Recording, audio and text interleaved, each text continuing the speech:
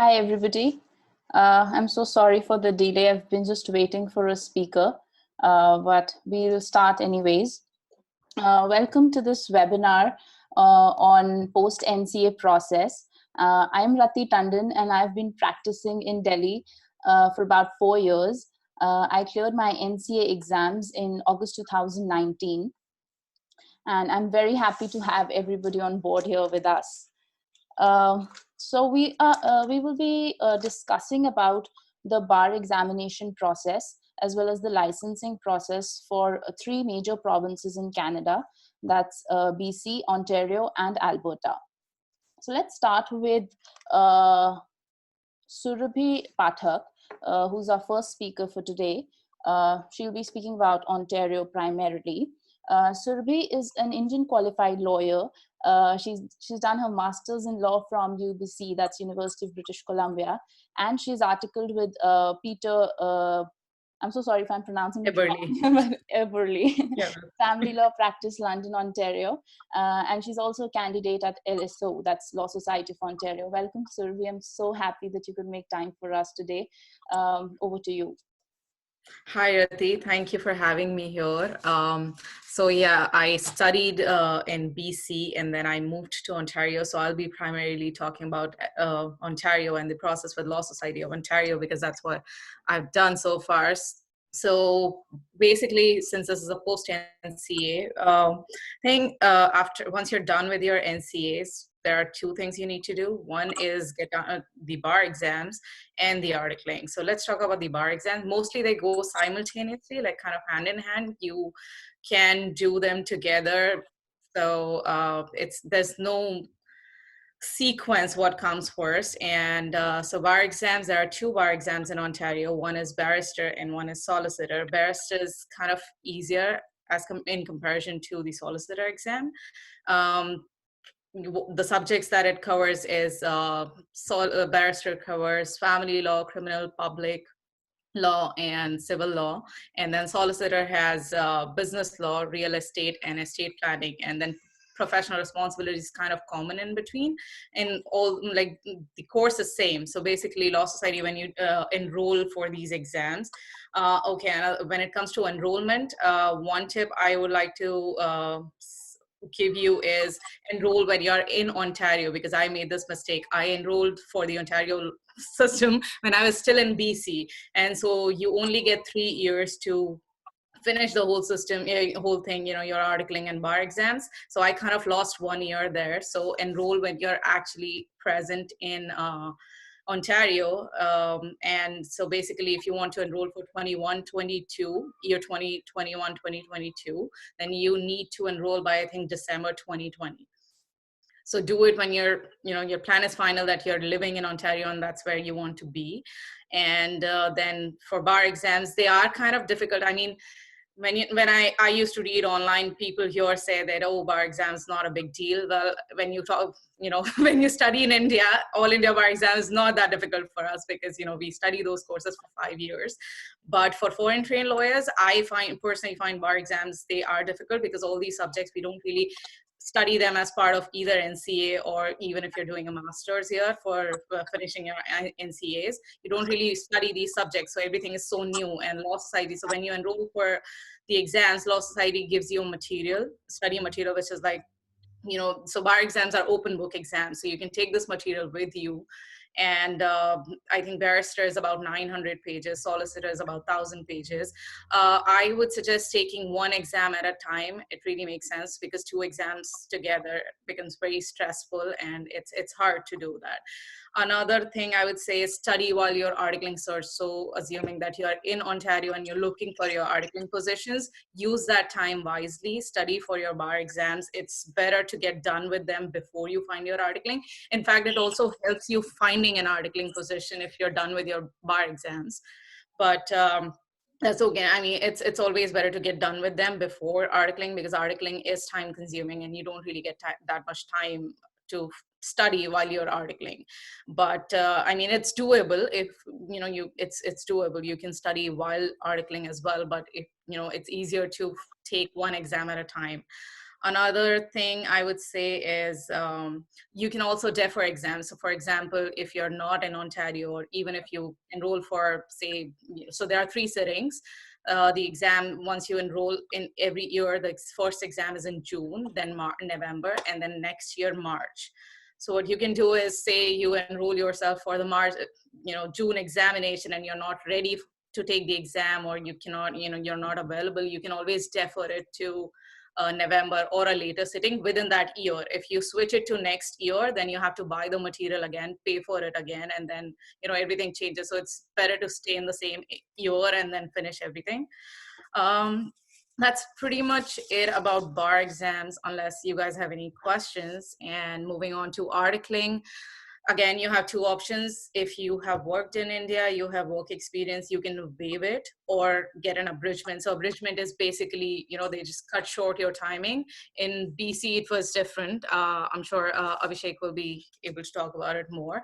But in Ontario, so if you have 10 months or more work experience as a lawyer, you can waive your articling or request an abridgment. So what they do is, for example, articling term is 10 months. They'll say, do it for 5 months or whatever. Like it really depends on the law society and differs case to case.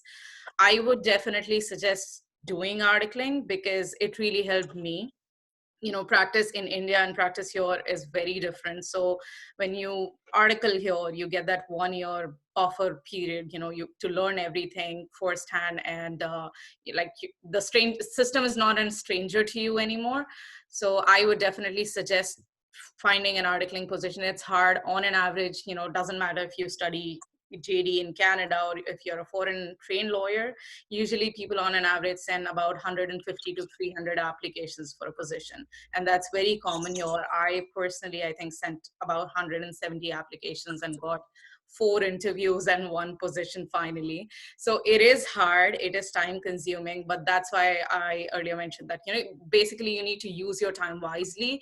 I think that's the biggest mistake I made. I was so focused on finding articling position that when I had that 5 months time, I could have studied for the bars, but I was I was applying everywhere. So it doesn't really matter where you find articling. If you're, once you're NCA qualified, you can article anywhere in Canada.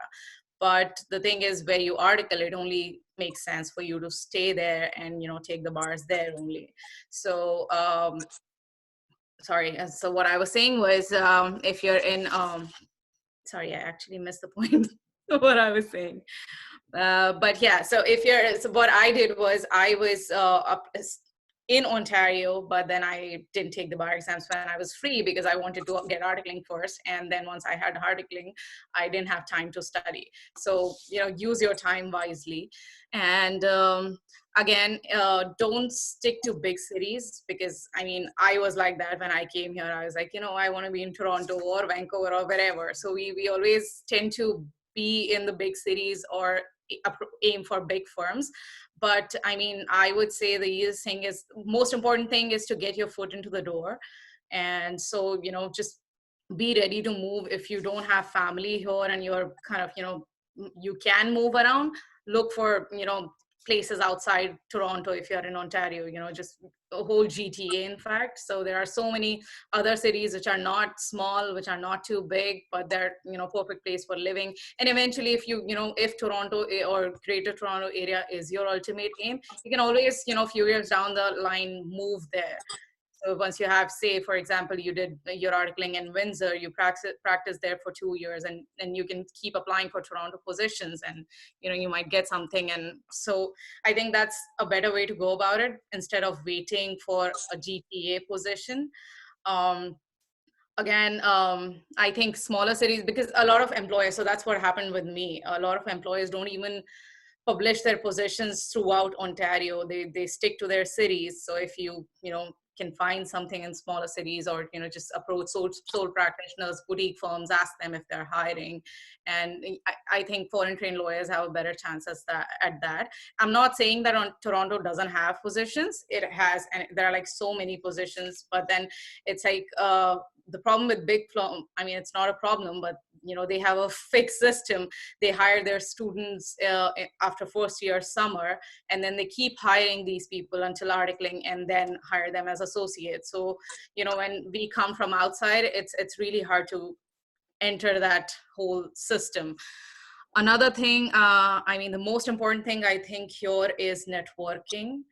No matter if you're in India right now or anywhere, any part of the world, and if you're planning to come to Canada, network, use LinkedIn, use whatever you can, and just network. I think networking is the most important thing. It's just not that people are going to get you a job or something, but it's like every person you meet gives you a very valuable tip or guidance, or at least a direction that, that's how I found my articling. I met someone on LinkedIn, and then this person happened to know another person who worked for my lawyer, my articling principal, and that's how so it's like, there are so many positions that you're not even aware of that they exist. So when you network, you have the circle, and then, if you leave a good impression, people think of you when they get to know about a position.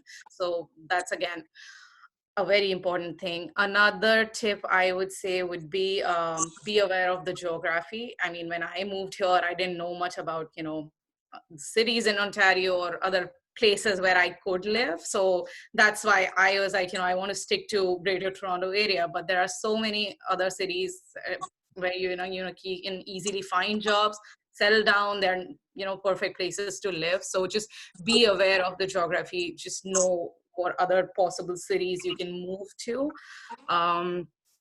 And again, Indian experience, it's good if you have Indian experience in terms of either court litigation or practicing with a law firm. But personally, I felt like it didn't really help me much in getting articling. It's like, people do value when you're articling or when you're working here, your experience helps you, but it doesn't really help you to get a position. So, which brings me to my next point, which is, if you have time, make sure you volunteer, because when you volunteer here, you meet lawyers, you meet other people, and then you build that network, and you also learn how things work, how the court system works, how how to talk to the clients, communication, everything. So I wouldn't suggest volunteering in your articling position. Basically, there are also law firms that offer that, when you're doing your articling, you can volunteer, which means you'll article with them full time, but you won't really get paid. For that, you need to either have really rich parents or a lot of savings. So it's not a very affordable option. If you can afford it, go for it, because at the end of the day, like I said, it's all about getting your foot into the door. But other than that, whenever you're free, just make sure you article. Make sure you volunteer. Even if you're volunteering with another lawyer, you just like, I have friends here who are studying and then volunteering with other law firms in their areas of interest. So that definitely helps, because that is kind of your Canadian experience. So when you're going for your articling position, you can always say that, this is the area I'm interested in, and see, I have worked with this lawyer, for example, in immigration law. So it will always give you a better kind of you'll be in a better position when you're going for your articling position, saying that I do have Canadian work experience, even if it's a volunteer position. Another thing would be, I would say, be present in the province where you want to article. So when I was in BC, I was still applying for positions in Ontario, and it wasn't working. And a lot of lawyers and people told me that, it always makes more sense that you're physically present there and willing to attend interviews. So when I was in Ontario, I was applying for all these big and small cities in Ontario. And in every application of mine, I was willing to say that, like, I was willing to attend the interview in person. I never said that, we can do a video conferencing first and then I'll come for an interview. I was like, no matter where it is, I will come. And it's pretty well connected. So, just that really leaves an impression on the employer that you're interested in the position. Because, if you can't come for an interview, what are the chances that you'll move for the position? Another thing would be driver's license. I think in Ontario, I felt like driver's license was a very important thing. A lot of employers, there were a lot of positions I couldn't apply because they clearly say that, you know, you need to have a driver's license. So as soon as you come to Ontario, just enroll, because again, it's a long system. So one tip would be get a driver's experience, driver's record from India, so that, you know, the whole driving license program is cut short. And as soon as you come here, take your written test for driver's license, which is a G license, a G1 license, and then you have to wait for 1 year to get your driver's license. So do that. That is, I think, very important. At least I felt, because every employer asks you, do you drive? Do you have a car? You can always buy a car later, but then to have that driving experience or driver's license is very important. Yeah, that's basically, you know, to sum it up, I would just say that, you know, have a plan. I didn't know a lot of things and I ended up wasting a lot of time. So when you come here with a plan, use each day wisely, that, you know, this is what you're going to do. If you're free, you're studying for bar exams. If you're, you know, other than when you're not articling, make sure you volunteer. Once you have articling position, again, if you have bar exams, you can do that. Other than, and if you're done with bar exams, it's great. And then you can start applying for lawyers positions. If mostly it happens that, you know, places where you article, your employer is willing to hire, but that's not the case everywhere. But then it doesn't really, I think, I mean, I'm not sure how the market is going to be now, and nobody is. It's so hard to say right now. But yeah, it's just, you know, all these experiences kind of add up and really help you find a job. Yeah, that's pretty much it for me, Rati, unless anybody has any questions. I think I have a question. Okay. Yeah, so how much time before the exam date can we cancel the bar exam? You mean how many times you can defer it? No, like for instance, in NCAs, when you're taking NCAs, it's just a day prior to your exam date that you can cancel it. So is there a bar for Well, so that? you can't really cancel the bar exam. It's like it always makes sense Defer. to defer it. So and I think it's 10 business days. So for example, if I had my exam in June, Mm-hmm. I would have to inform them 10 business days prior to my exam sitting Mm-hmm. that I am not able to take this exam and I would like to defer it to the November sitting. Mm-hmm. So that is what makes more sense. There's no, I don't think like you can cancel it. And why would you, right? You have already paid your fees and everything. So if you're Yeah. not ready to take it, and it's not necessary that you move it to the next sitting, you can always move it to next year, March. So that's how it works. Right. So I got like two questions, and one is common. I think I'll ask everybody: is that how much does a freshly licensed lawyer earn? I mean, what is the bracket? It's It a honestly, tricky yeah, question. somebody else wants to answer it. I would just say that it honestly depends on where you are, because I mean, Toronto always, you know, Toronto firms always pay higher than other cities, but and then there's cost of living and everything. So I think it's just, but on an average, I think when I Google it, it just says somewhere around $70,000 to $80,000 a year. Mhm. But It shows lower in India. I think what I can remember, it's around $40,000. I don't know. Maybe there's or something. in Uh, India. I mean, no, not in India, but I Google it from here, so I'm not sure. I mean, Okay. I Well, remember yeah, that. like I said, really depends on where you are Mhm, mhm. and where you're working. Because if you're working with a sole practitioner or, you know, a boutique firm which doesn't have, you Yeah. know, which is not that big in size, obviously Mhm. they're not going to pay you that Right. much. And also, is the Ryerson LLP program better than articling? That's, I think, a very common question that people have.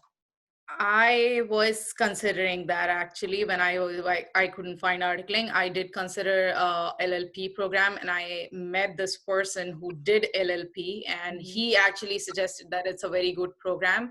Mm-hmm. I don't know. It's like, you know, I have had a very good articling experience, so I wouldn't really trade it with anything else.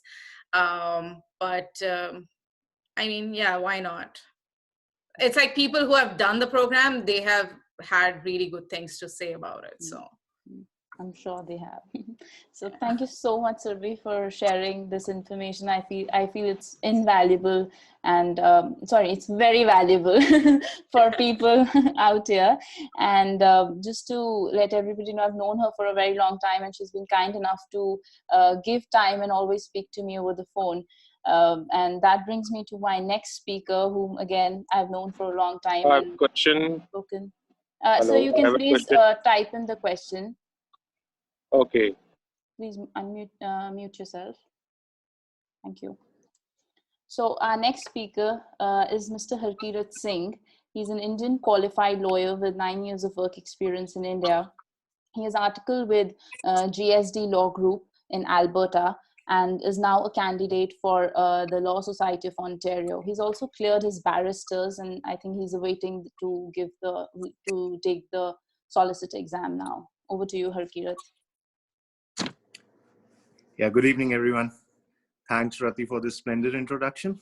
And thanks to Surbi also for giving us a great insight into the licensing process in the province of Ontario. So I hope all of you are doing well and staying safe and healthy during these tough times.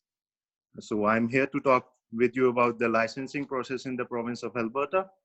I'll try my best to break down the process, simplify it for all of you, as highlight the major differences between the process here as well process here in Alberta from other provinces, especially in British Columbia and Ontario.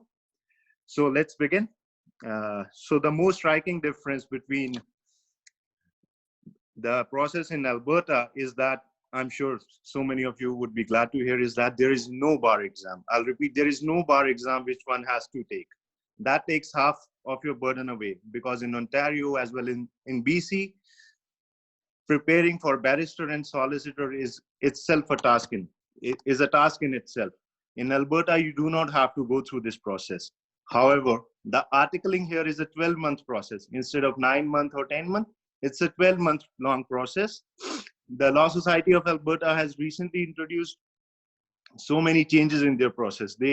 From June 2020 onwards, they have introduced a new program called the PrEP program. By PrEP, I means Practice Readiness Education Program. It's a 9-month long program, which is essential to the entire articling process. The basic aim of this program is to make sure that the newly licensed lawyer possess 3 basic skills, competency skills. The number 1 would be the lawyer skills, as in what does a lawyer do? How does he communicate, and how does he manages his matter management. The number 2 is how does a lawyer practice and manages himself. The number 3 is professional ethics and the character, whether the lawyer follows the professional code of conduct, his duty to avoid conflict of interest, his fiduciary duties towards the client as well as other people. So talking about the PrEP program, as I told you earlier, it's a 9-month-old program. It is basically divided into 4 phases. I'll go through the 4 phases quickly. The phase 1 is basically the foundation module. Foundation module, in total, there will be 14 modules which will be assigned to each candidate. At the end of each module, there will be a quiz. There will be a test. There will be a test of 30 MCQs questions, which each candidate has to take. And the pass rate in that is 60%. 60%, I'll repeat, 60% you need to clear to move on to each module. So basically under these modules, it is basically a combination of self-directed study as well as interactive assessment through multimedia. By multimedia, I mean, yes, one more thing which I forgot. Before you begin this program, you need to obtain a qualified certificate. The Law Society will provide you the material. You need to obtain a qualified certificate in number 1, Microsoft Word, or out of Microsoft PDF, Excel, or PowerPoint. In either out of 3, in one of them, you need to obtain a certificate, because everything is done online. So the Law Society wants to make sure that the student possess enough multimedia skills to comprehend what is being given to them the assignments being given to them, the task which they have to undertake. So they want to make sure that the student is proficient in all these things. So once the modules are completed, we move to phase 2. Phase 2 is the workshop. This is in-person workshop which a law society conducts. In this, you will meet your facilitators, you will meet all the students, you will interact with them. This is basically a tool for you to network also. As Surpi pointed out, networking is the most important thing in Canada. Without networking, it's very difficult to break into the system. In phase 2, you will role play in the areas of interviewing, negotiations, advocacy. You will also participate in simulations and practice management. This is a 1 month long program. This is a 1 month. This phase 2 is 1 month. The phase 1 would take 4 months. And once these 2 workshops are completed, 2 modules are completed, we move on to phase 3, which is basically a virtual law firm. You will be given an online environment where the knowledge which you have acquired in phase 1 and phase 2 would be put to test. They will assess your strengths and weaknesses. Your facilitators will help you. You will be given virtual clients where you may be required to conduct interviews. You will be assigned various real life problems. You will be required to complete all these tasks. But here they are not going to judge your level of competency. It is basically to ascertain what are your strengths and what are your weaknesses. Your facilitators will guide you through everything. You will be required to take problems in business law, criminal law, family law, real estate law. So basically they'll try to cover each and every aspect of law which you can practice in Canada. So the final stage is with the capstone stage, where this is also an in-person thing. It's a 4-day workshop where you will be assessed. This is where you will be finally assessed whether you have the enough competence to become a licensed lawyer, to become a newly licensed lawyer. This is where everything which you have learned during the 8 months preceding to this will be put to test. There will be written assignments which will be given to you. There will be live oral interview as well as assessment of you. So the written assignments, you need to submit it to them, and the result would be given to you within 6 months. So this is the basic overview of the entire program. Now the cost associated with the program, because that is very important. The total cost is $6,100, but the Law Society is subsidizing it. Law Society is paying $2,600 for you, and the candidate would be required to give $3,500. Now, another question which might come to your mind is, what if you cannot secure an articling position? What if, and you want to, whether you can start the program? The answer to that is yes. So the Law Society of Alberta says, in case a student cannot secure an articling position, you have cleared all your examinations, you have certificate of qualification, but you are not able to land an articling position, what happens then? So under this program, you can enroll yourself for phase 1. Phase 1 will take 4 months. You can enroll yourself under phase 1 of the program, complete it, and however, by the end of phase 1, or either during phase 1 or by the end of phase 1, you will be required to secure an articling position. In case you cannot move to the other phases. So basically, you will have 4 months where you can start your program, and during these 4 months, with your networking and everything, you can, if you're able to secure an articling position, that works perfectly. That works perfectly. So for the phase 1, the cost would be, in case you do not have an articling position, for that you only want to enroll yourself for the phase 1, you can do that too. The cost would be $1,575. And for the $3,500, which I mentioned earlier, that can be paid in installments too. Right? So now the question comes, I am in Calgary. As Surbi pointed out, everyone wants to move to the provinces of Ontario or BC because that's a bigger market, and that's a bigger market, right? When we talk of Canada, it's all about Toronto, it's all about Vancouver. So I'm in Calgary for the last 1.5 years. So for me personally, it was easier to blend into the system, to integrate into it. Calgary's market, it's not as big as compared to the bigger cities. However, it's not as saturated also. So the opportunity and the window here is far, I personally believe is better. Is better. Another thing this will be pointed out, the cost of living. The cost of living plays a huge part. The cost of living here in Calgary is way less. It's way less. You can easily manage your expenses if you want to move to Calgary. The third thing, which is a reality check. It was for me also when I came here. If we come, most of us are practicing lawyers back home in India. We have good enough experiences. Everyone is earning really well. So the law firms, which are barring some bigger firms, most of the smaller firms or the boutique firms or the sole practitioners, they either will ask you to do it voluntarily, or even if they pay you, it's not going to be enough. It is not going to be enough for you to sustain yourself.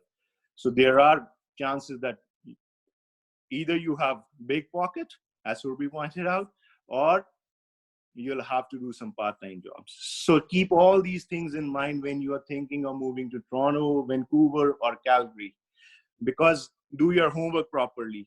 Sitting in India, everything is available. LinkedIn is there, Facebook is there, on Twitter, you can connect with so many people. The biggest difference which I found here from India and Canada is that even if you talk to a senior guy here, senior lawyer, so they are actually they want to help you. People are really helping. Some of them really help me out. You can go out for a coffee with them, just to talk about the process, just to see how it feels to be in the system.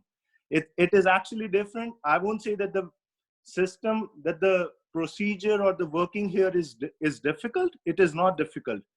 But the way things are done is very different from the things we do in India. From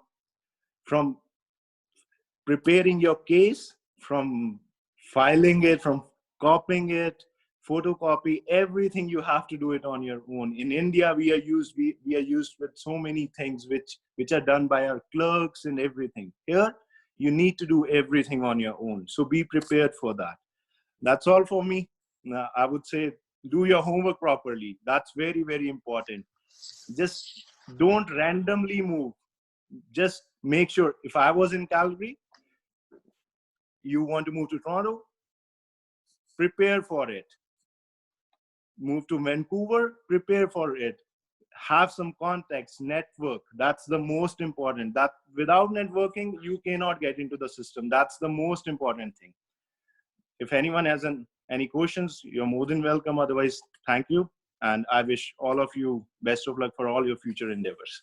Thank you. So much. Sorry, I just would like to make a point on Harkirat's point. As he said, it's very true. When you're moving, plan ahead, because I made that mistake when I was in BC for 1 year. I created this whole network and I knew lawyers and students and everybody. And I did networking, like huge amount of networking, and I had all this network, but I was very impatient. I was expecting that. So when you study for 1 year in Canada, you only get 1 year of work permit. So I thought that that's what I'm going to get, and I just have 1 year to find and finish my articling. And a lot of people there, it's like every other lawyer I met there suggested me to move to Toronto. And I did that because people were like, oh, Toronto is a bigger market, just go there, you'll find something. And I decided to move, and I moved here. And when I moved here, I realized that, that wasn't the best idea, because I had to start from the scratch. I left my whole network behind, and then here I am at this new place. I don't know anybody. I don't have any connections here. So I had to start from the scratch. And I think that took 3-4 months away from me. So that's a very good point. Just don't make random decisions, plan ahead, and just play safe. Yeah, that's it for me. I'll quickly take 2 questions because Harkirat might leave. He has work.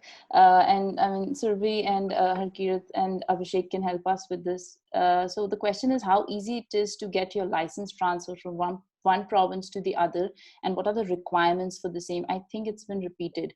So we have a few questions about transfer, and also, Surbhi, if you could address something about 1,000 pages. I think that's the bar exam material that you're talking about. That was just the material. So basically, when in the Law Society, when you enroll for exams, Law Society gives you this material.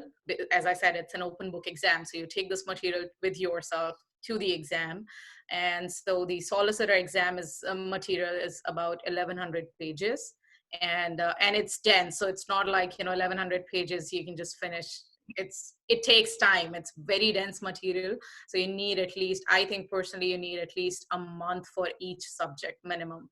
People say that it's doable in 2-3 weeks, but personally I feel like you need that much time at least. So it's a very dense material, and so you take this material to the exam with you, and now they're conducting online exams, so obviously it's going to be different. But earlier, so when you go in for in-person examination, they take away your material. So you take your material with you, but you can't take it out of the examination hall with you. So for example, if you fail the June exam, you have to either, so they give you a soft copy of the material, so you have to print everything and then prepare and mark everything and then take it with you. So again, that's what the exam's about, the pages.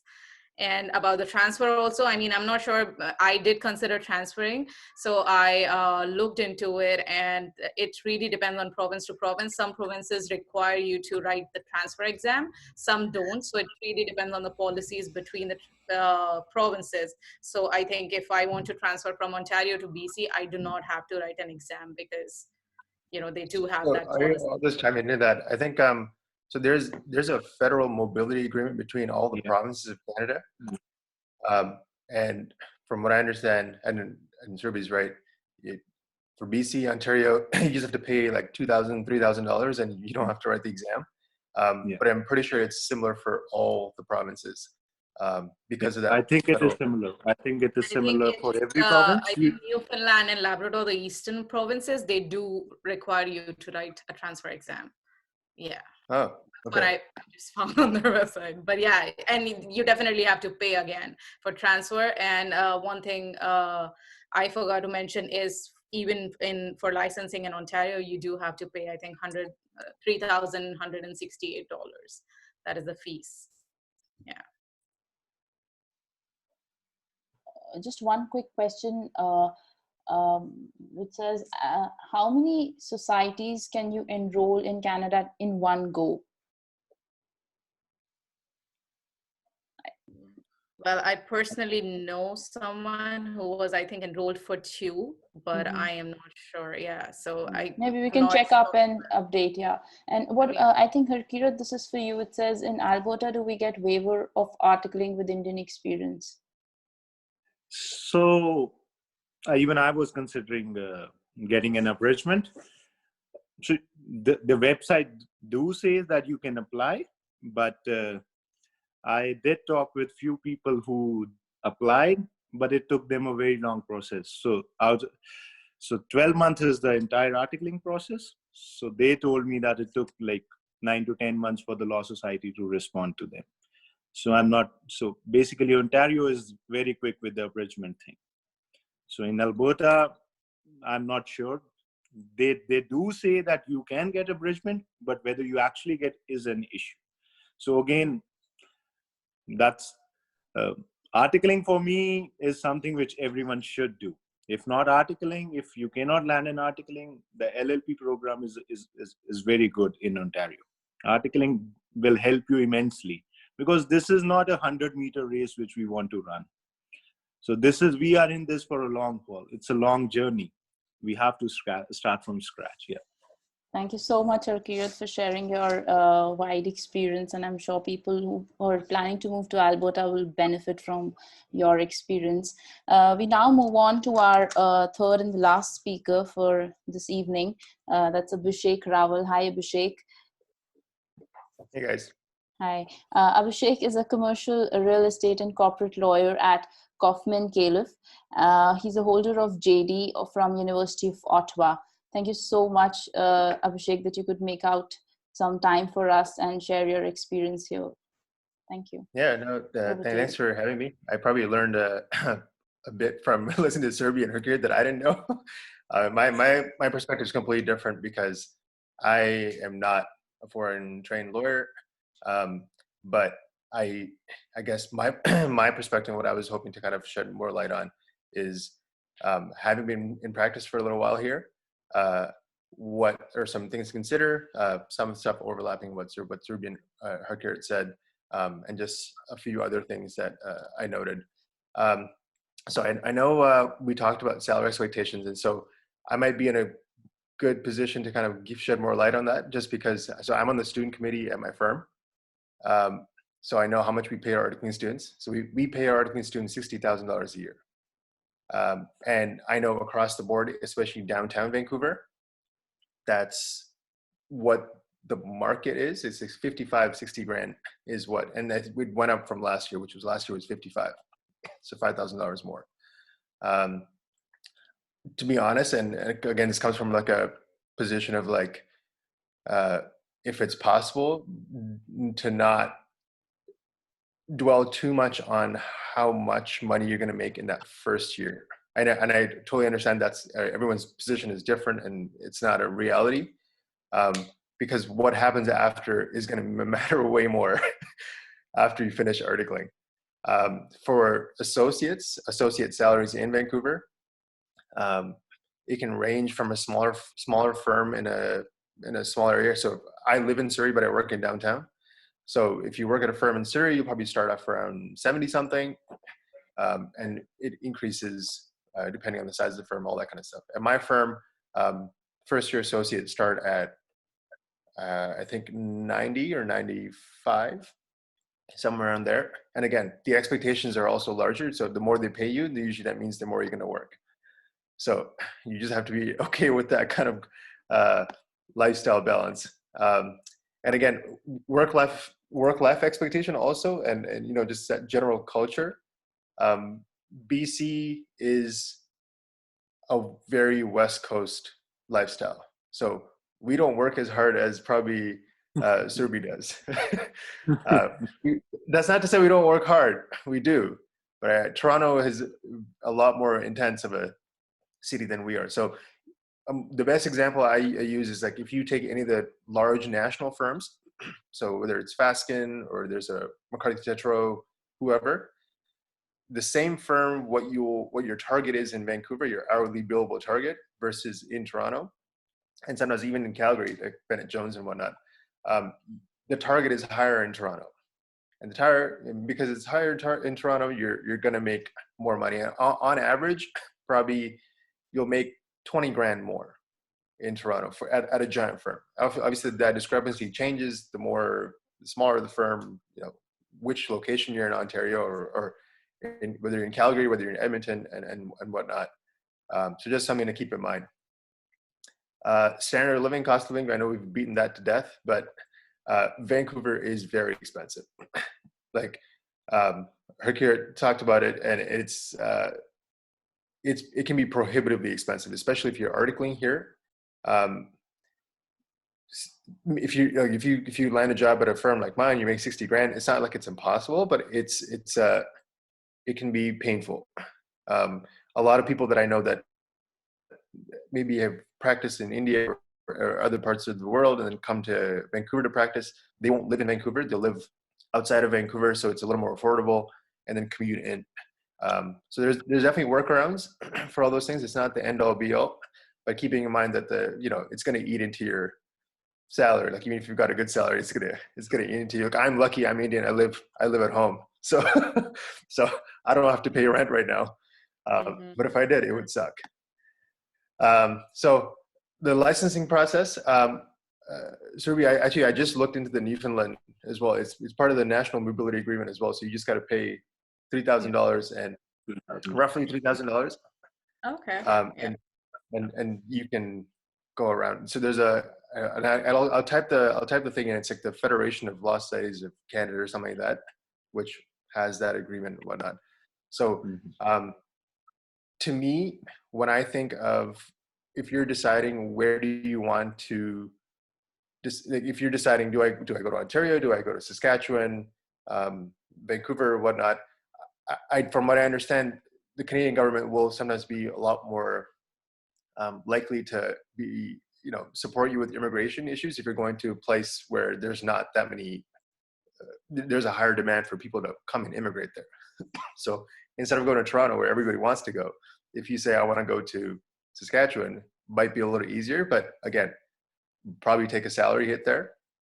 But once you get called in one province, that's what matters the most. Get called in the province, and if it happens to be Alberta where you don't have to deal with that exam, great. Because in that 9 months or those 10 months or whatever it is, that's all you gotta do. You just have to get licensed. Once you get licensed, you can go elsewhere. Obviously, you'll have built a semi network in that period of time and whatnot, but it's only 1 year in comparison to the large span. You're in for the long haul, right? Like if you're looking long term, you can then move to Vancouver or Alberta or Ontario, wherever it is. And the whole process is really simple. So I would focus more on long term, where do you want to be and what kind of lifestyle do you want and what's important to you, because that's what's going to start changing things. And you also have to understand what kind of practice areas do you want to focus on. So if you want to practice commercial real estate, being in Toronto and Vancouver it's almost like a no-brainer, because if you practice here, you in some way, shape, or form, you're going to be dealing with real estate. It's inevitable because the market is just insane. So that's inevitability. But if you want to practice something like entertainment law in Vancouver, it's a secondary market. Like Toronto is much better for that. If you want to do oil and gas, which isn't that great in Alberta right now, but oil and gas is an Alberta thing. So kind of keeping in mind, what kind of practice areas do you want to focus in? And from what I understand, Rathi was telling me that, a lot of the audience members right now are already the people who have been practicing for some time. So, you already have a solid amount of experience, which even though it's not the exact same type of law and whatnot, but it's still transferable. Like a lot of the skills that are not going to be useless, probably going to be way more useful than you think. LPP program. So that's an Ontario specific thing again. I had an interesting situation with that because the year I was graduating, the year I was graduating law school, which was 2014, that was the year LPP was introduced. And at that time, I think it was a very different environment than probably what Surabhi's experienced now, or what the general outlook on it. I think initially people didn't know what it was. And when employers and lawyers, typically who are very conservative, don't understand something, they're very easy to be like, okay, well, Abhishek did LPP, so does he have the proper experience, or did he go through the proper, education or not? And from everybody that I know who has taken it, has nothing but great things to say about it. And I think the more that employers find out about it, the more they're realizing that people who come out of LPP are just as qualified and just as competent as somebody who comes out of a typical traditional articling process. And I guess I'll just cap off with one last thing, in which everyone's probably tired of hearing about coronavirus and COVID and all that kind of stuff now, and I am. But it's important to kind of think about what firms are thinking right now while all that's going on. So my firm, along with all the other major firms in downtown Vancouver, and obviously it's probably, I'm sure every province is kind of doing this and kind of figuring out what everybody else is doing. Some firms at downtown have given associates temporary salary cuts, and those salary cuts range anywhere from 10 to 15%. So the more you make, the more it hurts. Again, these are designed to be temporary. They're not designed to be forever. But I think for a lot of law firms, there was a knee-jerk reaction. So right when all of this happened, they kind of just were like, let's trim all the fat. And anybody we don't need, we get rid of them. Everyone takes a salary cut. The partners reduced their draws also. And so that's something you have to keep in mind when you're thinking of firms and their resilience. when it comes to times like this, because this isn't the only time something like this is going to happen, right?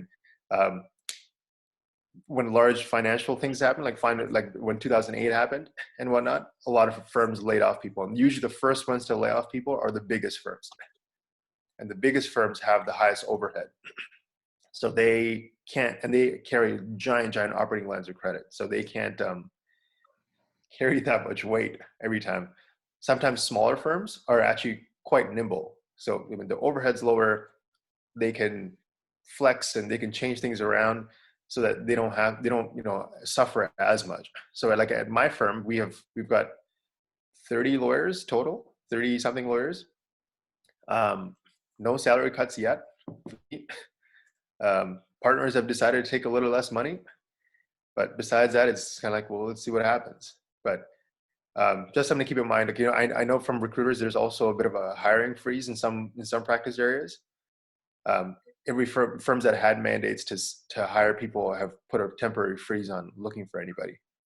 But again, if you do bankruptcy insolvency, if you do commercial real estate, there's still loads of opportunities. So I know I've talked about a lot of things in kind of like a giant mess, but I hope some of that was useful. But if you've got any questions, feel free to message and I'll be happy to answer them. Most certainly, Abhishek. I think, first of all, congratulations for no pay cuts. That's happening in India. Yeah. But I feel like I'm probably jinxing myself. I wouldn't be surprised if that happened. We won't. I mean, no, not at all. But could you talk about the FLTC program that's in BC? Oh, it's PLTC. Oh, sorry. The PLTC. Yeah. So I was a big fan of PLTC. So initially I wanted to do what Surbi is doing right now, I was working in Toronto and, working giant firm there, make lots of money and all that stuff. And then I realized, oh my God, I can't handle that. PLTC is great because it's like a classroom. It's like a lecture format. So you go to class every day and there's an instructor, usually like a very experienced practitioner, and they teach you and go through all the main areas of law. So like wills and estates, real estate, litigation, business law, like corporate commercial, all that kind of stuff. And just kind of give you like a very, very succinct primer on like, this is everything that you should know. And the nice thing is they give you these binders for each practice area. So even once you start practicing, you've always got these to kind of refer back to. Which is great. It's like a nice little like summary of everything. And then at the end of that entire, I think it's 10 weeks from what I remember. It's 10 weeks. And then at the end of it, you write the solicitor barrister exam. I don't think the exam is as bad as maybe some of the other provinces. I'm not sure. I mean, it wasn't easy for me, but it's not horrible. Like, I mean, it's not as easy as no exam for like it was for Garrett, but it's not bad at all. I just remember when I was graduating in Ontario, they just give you the 2 binders and go, here you go, study and write the exam, which is, to me, it's like, it's not necessarily helpful because if you're trying to figure out and kind of learn the foundations, it's important for you to be able to have somebody kind of guide you through that and kind of give you some parameters and whatnot. So overall, I think it was a great system. I don't know what's going to happen with it. I think they're considering some changes to it, but that'll be interesting to see what happens. Is it like, is it similar to the LPP program in Ontario? I mean, part of it, can we say, is mirroring LPP program?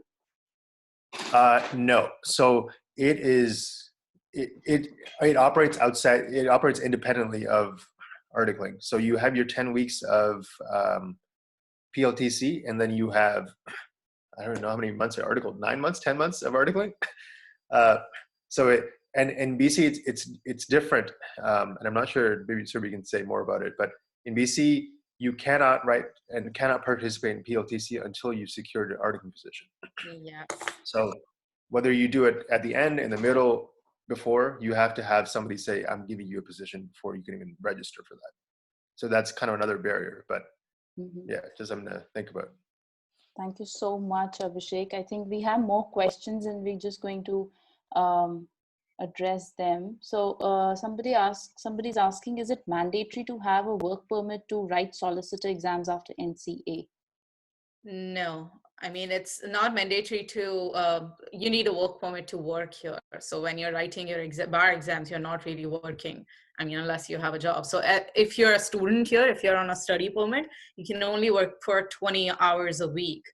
So, once you're done with school, you'll definitely be working more than 20 hours a week. So it's obviously, so once you're done with your studying and your study permit is ending, you have to apply for a work permit, I think, within 90 days. So you don't really need a work permit to write the bar exams. You can do it when you're a student. But again, if you finish your NCAs here and then you're studying something else here, say you're doing a master's in IPR, then you can write your exams alongside, and you don't need a work permit. But if you're doing your master's, which is you're doing your NCAs as part of your LLM, then of course you cannot, because you can't really enroll in the system unless you have your NCA certificate of qualification. So right. Also, Surbi, somebody is asking, please share your experiences to the work environment and work-life balance in Ontario. Oh, well, it really depends. I think I was very lucky. I had a great time with my article. It's tough. I mean, I think I used to work 60 hours a week, which is very common. I mean, there are weekdays, weekends when you have to work. Sometimes it's busy, sometimes it's not. And, I spent a lot of time in my office, but again, I didn't have family here, so it didn't really make a difference to me. I mean, if you are someone, but it's definitely doable. I mean, you get like every now and then there's a long weekend, and then you get your weekends mostly. So I think it's better than India personally. You do have there's just a lot to do here. Life, overall is, I think, better here in terms of, but it's, again, when I say it's better, again, you have to really work hard for it. It's like, it's not easy to reach there, but once you're there, I think it's kind of doable, and it's better than India for sure in terms of stress or anything. It's like when I was articling, I was a happy person. I can say that I wasn't really frustrated. When I was practicing in lower courts in India, I was a frustrated person. So that's it. Certainly. And what about the scope of contract management and IPR? I mean, whosoever's dealt with these two fields, I think these are two, and also criminal. I think criminal law is big in Canada, if I'm not wrong. Criminal is big, personal injury is big. IP, my personal experience is, because my specialization in law school in India was intellectual property. So that's what I came here for. I wanted to practice intellectual property law. But I met lawyers who are practicing IP. I met a lot of people who were interested in it. But everybody, mostly the response I got was, oh, we are not that big in IP. It's like, US is a better market for IP.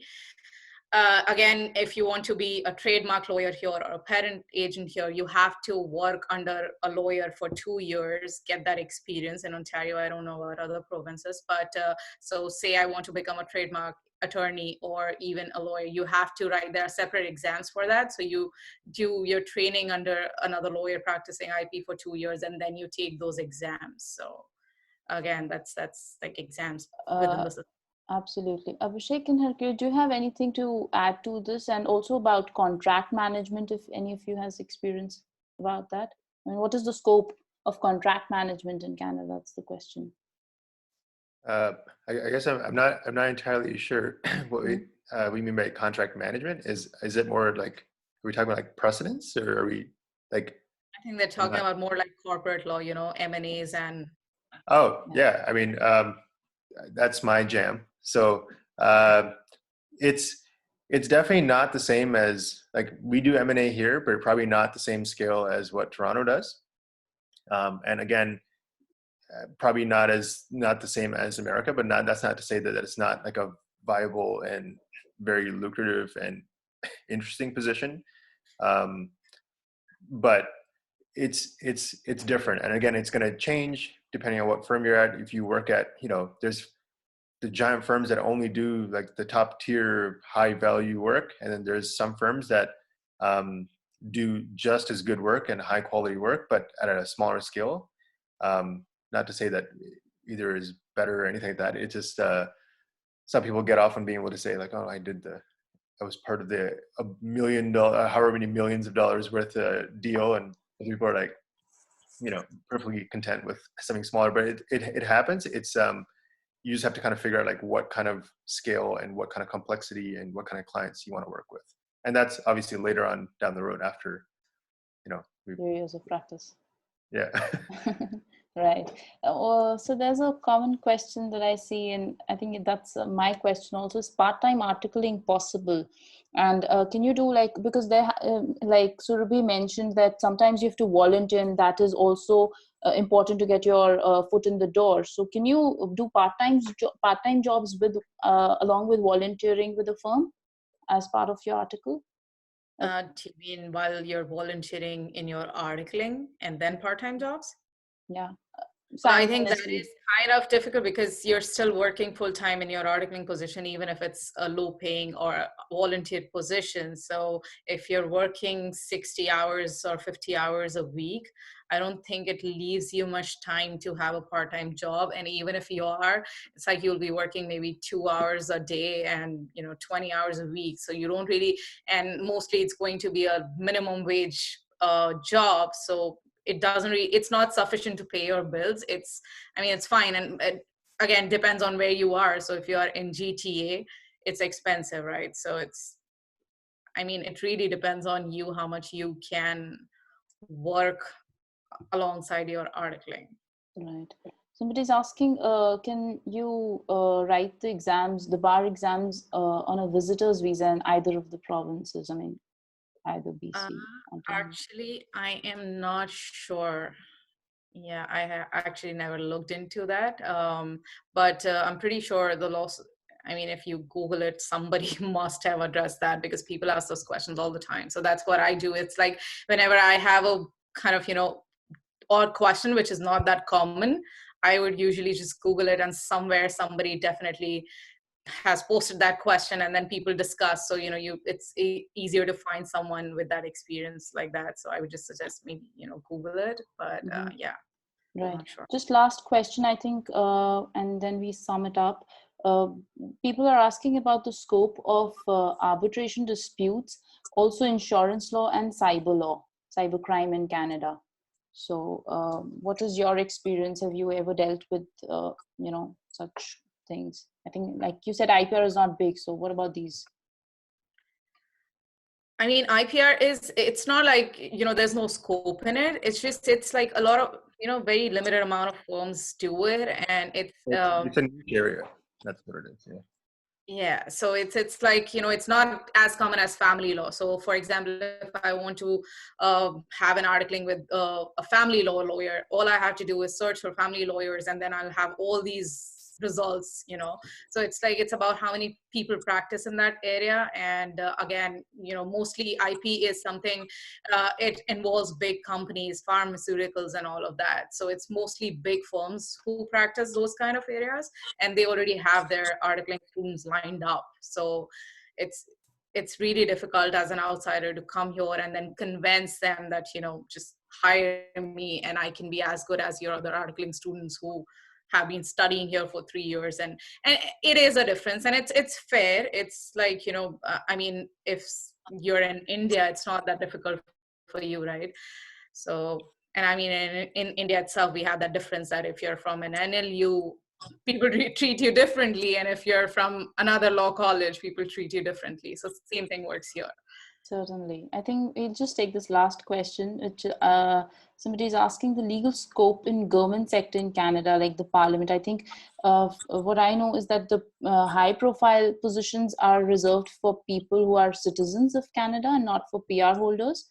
So have you guys dealt Well, with it's just something? really higher positions, and you don't really reach there just like that, right? So I questioned that when I was in BC. At UBC, we used to have these events where government people from government sector used to come there to talk about their articling positions. And I did raise that question that, I'm not a permanent resident or a citizen, so can I work for a government department on my work permit? And they really said that, yeah, there's no foundation. So that's one good thing here, that even if you're on a work permit, you can work with a government department. Again, it's like, depends, finding articling is tough. And they also, so another thing I did not mention was articling system, the proper system that works here, they hire 1 year in advance. So for example, when I was in Vancouver, I was supposed to finish law school in 2017, and that's when I needed that position. So I came here in September 2016. I needed a position to start from in September 2017, but they hire a year in advance. So all the kind of, all the big firms or any firms who follow that law society guideline have already hired their students in 2016, summer of 2016. So before I was in Canada, the recruitments were done for the year when I needed them. So they hire a year in advance. So you're again competing with all these, it's like most of the firms, when you need articling, most of the firms already have their articling students. So you have to really just kind of, and most of them don't even publish their positions. Exactly. Yeah. It's Basically, like you have they to pick cold call, you have to send applications. I got a lot of response saying, oh, we're really small in size, so we are not hiring. And like Abhishek said, another reason, Vancouver was really expensive. So that's why now when I'm in Ontario, BC is beautiful. And it's like, I think I really hate that I had to leave British Columbia, and I would any day want to go back. But practically it's impossible, because I know that, I will never be able to afford a house there. It's so expensive. So, I mean, it's like the life I had in London. So I did my articling in London, which is a smaller city.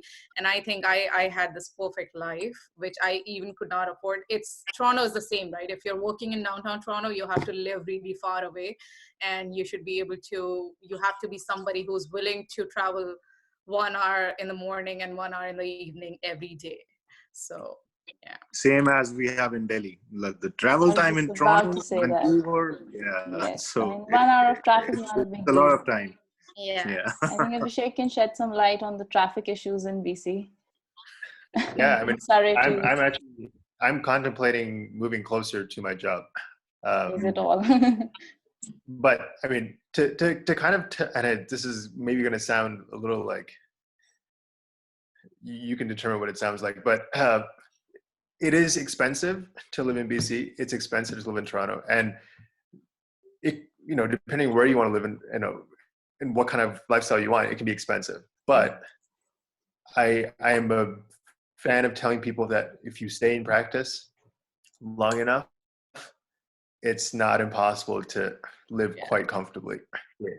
And I think as Indians, we're also like, I'm Gujarati, right? So there are certain stereotypes that are ascribed to Gujarati people that we count every dollar. And if you do that here, it'll go very far. Like, I'm in a position now that I can buy a condo here.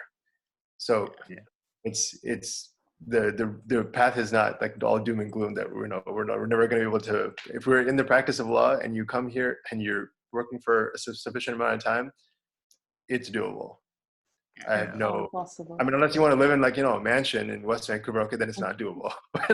but otherwise it's doable. Right. So you guys have to come to Alberta. It's easier to buy a mansion here. It's pretty cheap area. Half an hour from Calgary, perhaps, Harkirat? So the travel time here is like maximum 15 to 20 minutes.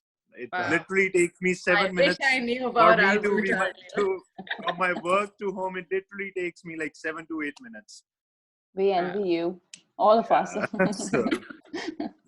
So if anyone wants a very laid back kind of a lifestyle, you want to work 8 hours, want to be home in like 15 minutes, afford a bigger house. It's easy to buy a house in Alberta for sure. Lower taxes, everything.